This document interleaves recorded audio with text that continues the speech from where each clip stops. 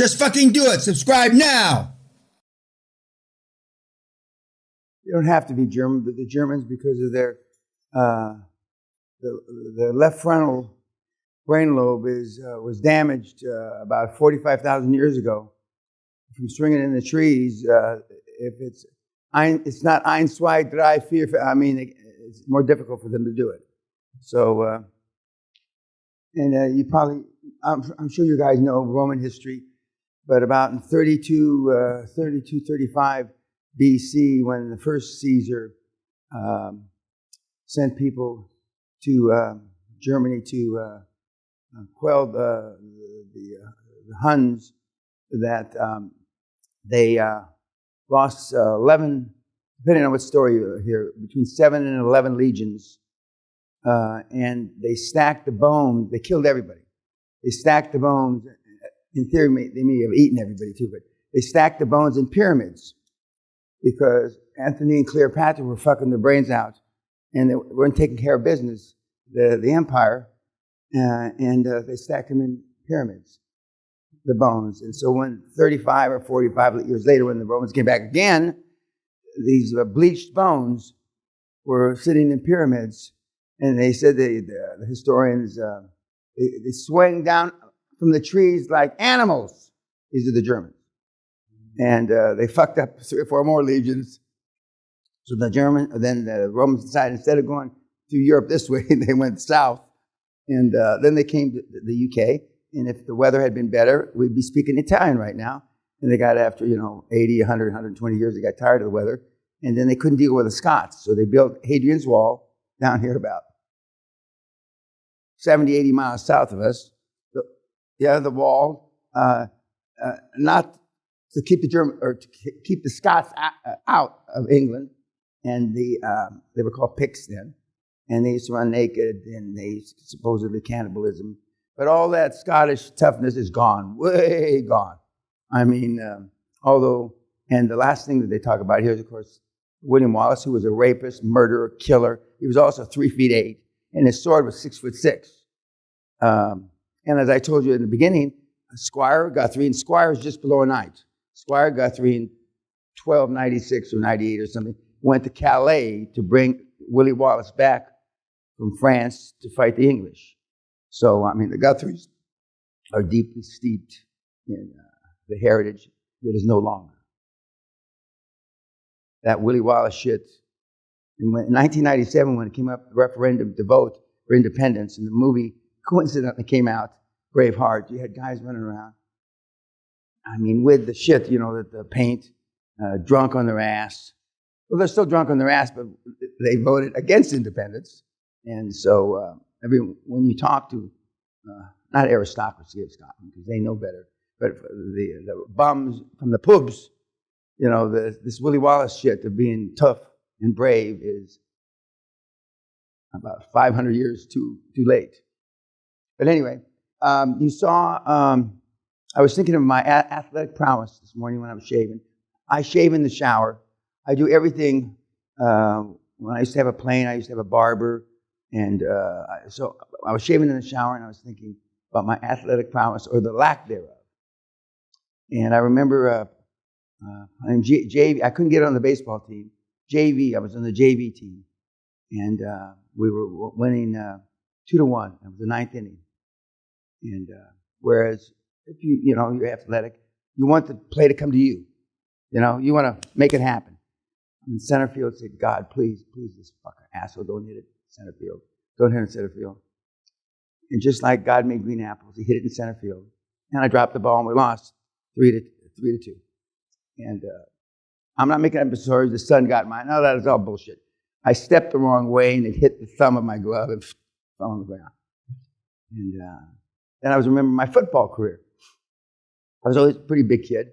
And when I was at the high school, I got an email from the head of the school here, and they listed, how many people did they list on that? Remember when the principal wrote back to you, and how many lists for scholarships did they have? Yeah, 40, 50 kids have applied for academic scholarships, because none of the kids where I go to school have enough money to go to university. So last game of the season. We were losing 42-2 against Manual Arts, which was an all-black school, and they didn't allow us to play at night with them. It was a day game in the Valley. And they had a guy named Harry Wells, a 265-pound. He was fullback and a defensive end. And he could run about 4.4 then. And they say, Peña, get your ass up. You're in. I'd never been in the game. Peña. And I started running without my helmet. I was all excited. I didn't know whether the shit would go blind. And then everybody was so happy for me. Here, Daddy, here's your helmet. Get in there. And so I was the right corner, defensive corner. I shouldn't have been because I was too slow, but the guy got hurt. 2 guys got hurt, so they put me in, and I guess the coach either wanted to see me make a fool of myself or at least let me in the game one time before the season was over. And I'm praying, please God, Harry Wells. Harry Wells was an All-American first-team high school football player. Defense, offense. He went straight to the pros from high school. He's dead now, but again, I'm praying like God. Please, God. No. I wanted to be a priest. Altar boy. Please, God. Look, black cocksucker swept around the right, went through our guys like shit, knife through butter, and it's just me and him between the goal line. I hustled my little fat body, and I hit him, and he drugged me 11 yards, but he didn't make a touchdown. He carried me off the field like the Super Bowl. That's my athletic career in 2 instances. And they used to do a deal, which is now illegal, the football coach told me when we were at my old high school, where one guy holds the ball in the middle, and then there's the rest of the team circles around you, and they hit you from every angle. I was the permanent guy that held that ball all fucking season. I was the permanent guy. And that's some of the reasons why my hips and knees are all fucked up. But I never let go of the ball. Never. And knocked out, not knocked out unconscious, but I was good for something. Otherwise, they would have cut me off the team altogether. And it got so bad toward the end of the season, the big, real athletic guys were letting up on me, hitting me. And so then the coach would make them run 50 laps or 9 million laps. And this is not a rest home. Hit him hard. Can't you loosen that ball from that fucking fat Mexican? And they couldn't. I come home, bruises and my mother gave me drugs then too, come to think of it. I don't know what drugs they were. They weren't amphetamines to lose weight. I don't know what drugs to take the pain away because I was always kind of limping, Athletics. But other than athletics, I've never failed. Maybe because I always failed in athletics is why I haven't failed in business. But I was thinking about that shaving this morning. Athletic prowess. Now, see, most guys, Tony Robbins or Ty Lopez or Grant Cardone, don't tell you stories like that. Because it would detract from their persona. It would detract from their persona.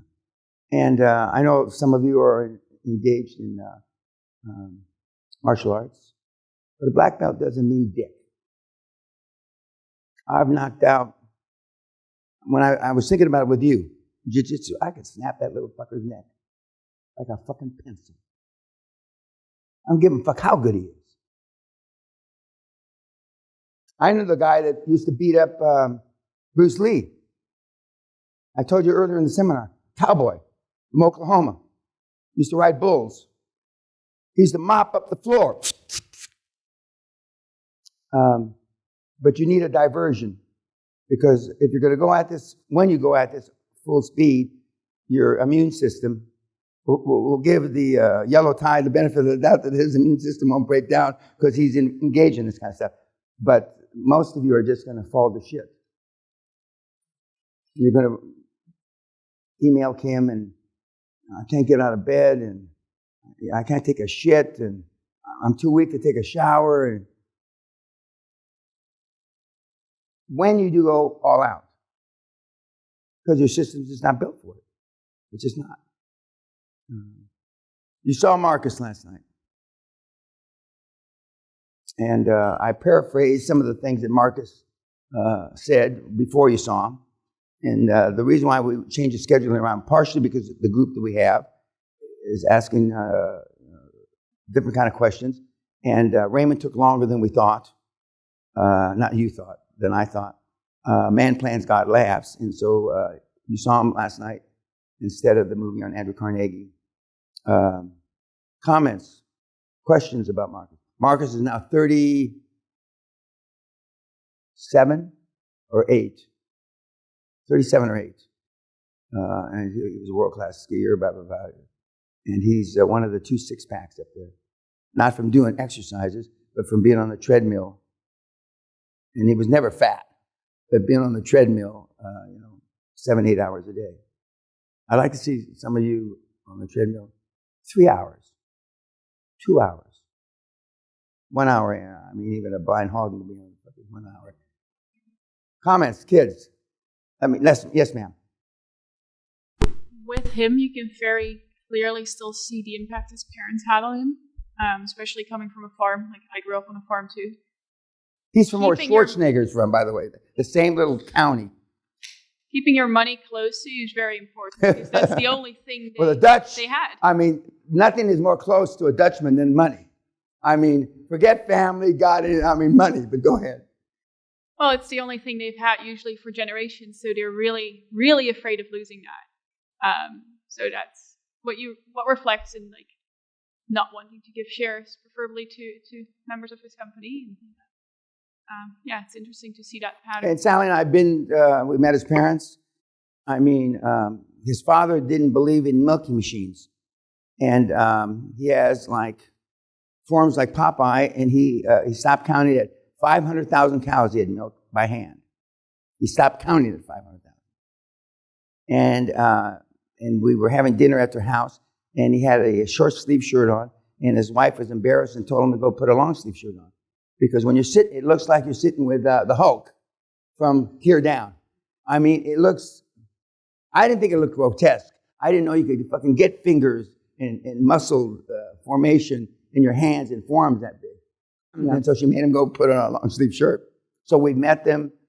We've been to the site, and his parents are very humble people, but they indirectly put the fucking guilt on Marcus, which he still suffers from. Other comments, questions about Marcus? In the back, sir. I actually was happy that you changed to this movie. You were happy. Well, good. I'll make a note of that, and I'll put it in my memoir. The bald Dutch man was happy. Go ahead. Because I have the same defaults as Marcus, the cheap Austrian, cheap Dutching. Yeah. I thought about it to do the first deal also without the board. So. Well, and you wonder why you failed. And then you're going to go on the Dutch Reddit and say, I was a cunt and QLA didn't work, but you're going to leave the part I was a cunt out. Yes, and also the engineer mind, developing. I have to lose that also. Well, you've got to lose everything. You've got to wipe your tablet clean, tabula rosa. But that's not easily done. And it's not done. Maybe 1% of the kids that come through the seminar in 30 years are able to just flip the switch, but only 1%. And almost all those 1% are successful. Occasionally, I've had 5 or 6 gals. I told you that find some guy that they fall in love with, and he's the guy, supposedly. And they just drop everything, they give everything, and they just walk away. Walk away. And the women can flip the switch easier. Women with kids can't flip the switch easier. But women without kids can just... we had a superstar in the 90s in our one-on-one exit. And she sat next to me at graduation. And she said, there you go. She says, I'm not going home to her husband. Okay. I'm never seeing him again. She said, listen, okay, and I want to thank you. And she went on to be a superstar. Never saw the guy. Flew in, I think she landed in Cleveland instead of Cincinnati or vice versa. She never went home. She got an apartment, didn't tell him where he lived, filed for divorce. Women can do that. A guy, well, I need to fuck her a few more times before I tell her. The men are animals. But I mean, if now this isn't when you flip the switch totally, because I know better. So, but if you're capable of flipping the switch, it's like you put on your phone. If you don't have my new phone number, you're not part of my life. God bless. Go fuck yourself. We have people who've done that, including their mother, because most of your mothers are toxic. You've learned to accept their toxicity, but they're still toxic. You've learned to accept. My first wife had a grandmother who at Christmas would take all her clothes off and get naked at the Christmas dinner. And everybody was just used to it. But the first time I saw it, I went in and got a towel from the kitchen and shit to try to cover her up. And just leave her alone. She'll get cold and go put her clothes on. What? This is how rattle-brained the whole family was.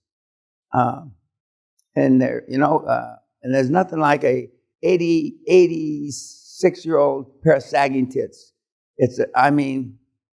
The reason 80-year-olds don't have too much sex is because how they look. So, I can still get naked in the daylight.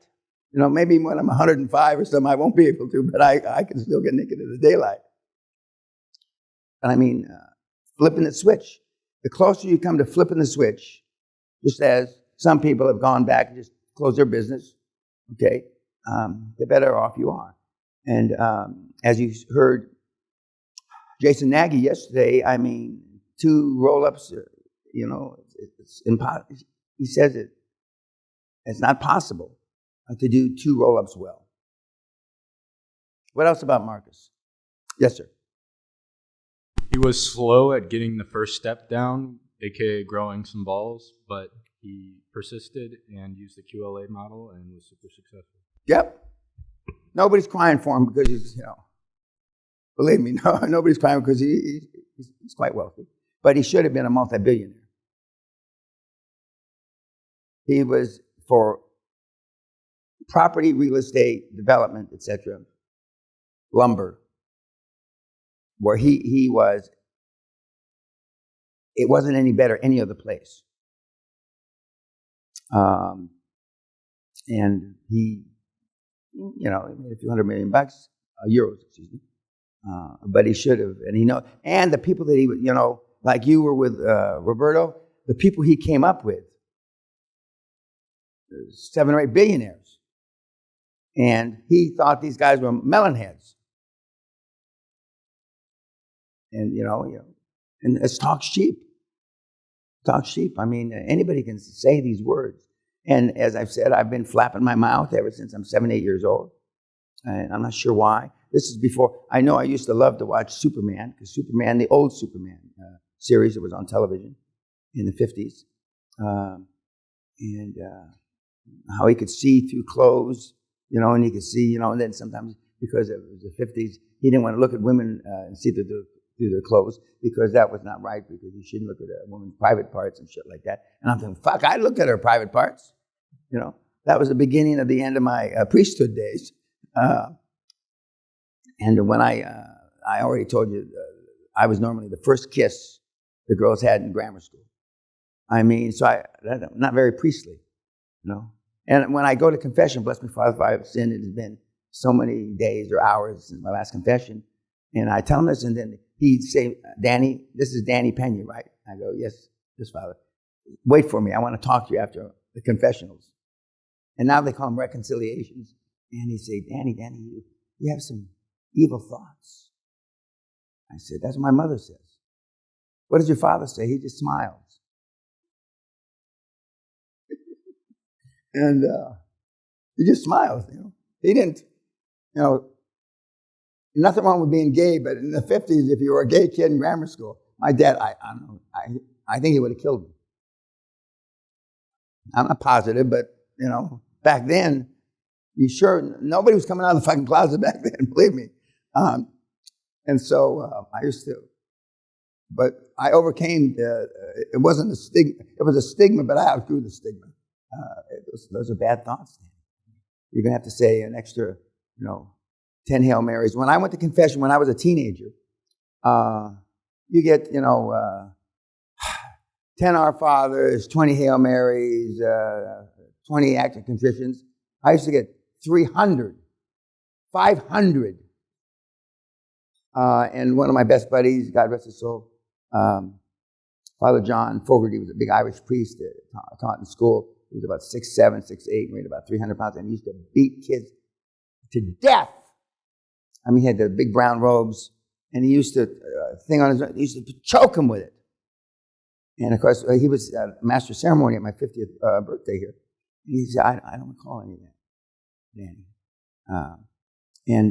When we used to go play golf together, he used to tell people he was a fireman. He searched out fires and put out fires. That's what he used to tell people, because he swore like a fucking drunken sailor. And there's a whole story why when they say that, drunken sailor, because they never say drunken Air Force, they never say drunken Army, they never say drunken Marine. It's always a drunken sailor. But he used to swear a lot. And when I have these big penance to say, he used to take me to Laker games because he'd get free tickets as a priest.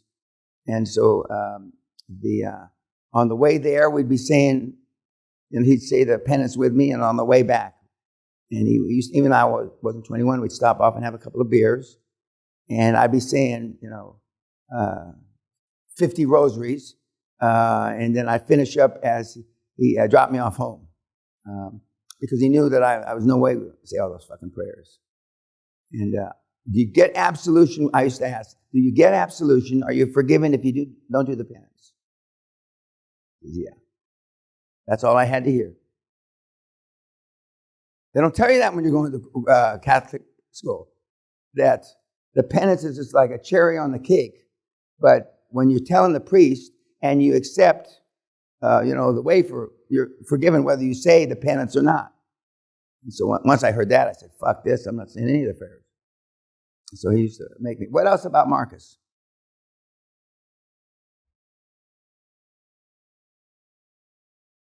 He's unhappy. You would give your left nut to be where he is, and he's unhappy. I have billionaires that are unhappy. If I coulda, shoulda, woulda. The guy that got 56 billion isn't unhappy. But some of the also ran billion, billion and a half, 2 billion are unhappy. Because they should have had 25 billion. And regrets a motherfucker. Regrets a motherfucker. And we've had some of the young kids, teenage kids, early 20s, I told you that have retired, unretired 3 or 4 times by the time they're 30. By the time they're 30. Because, you can only do so many push-ups, you can only play so many rounds of golf, you can only do so many tennis matches, you can only chase so many skirts, and then it gets old. None of you are even remotely close to that, but I mean, I'm just telling you. Marcus is he's going to be a billionaire. And he came to the seminar. He's come 7 times, one hardcore. In that last seminar, he brought his lovely wife.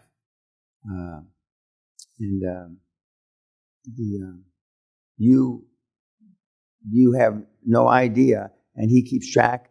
In 2022, he worked 11 hours and 25 minutes, 365 days. That was his average, 11 hours and 25 minutes. And I can remember back in 2015, 16, he was working 15 and a half hours a day, 7 days a week. And he probably said on that webinar that he doesn't have time to exercise, so that's why he's on the treadmill. He doesn't consider that exercise. He's still in the top 2% of skiers. Every once in a while he enters an open thing there in Austria, and he wins by 3 minutes or not 3 seconds, 3 or 4 minutes, because he's still a super skier. And during the time when I would be in Spain, or Sally and I'd be in Italy, or Sally and I would be in St. Petersburg, he would come to meet, because we didn't have any meetings, and he would come and ask me if he could have a lunch with me or dinner or have a drink, because he was going over some of his future plans. And but he told you the story about real estate. I knew that before he did it, and I told him that was going to happen, and he didn't believe me.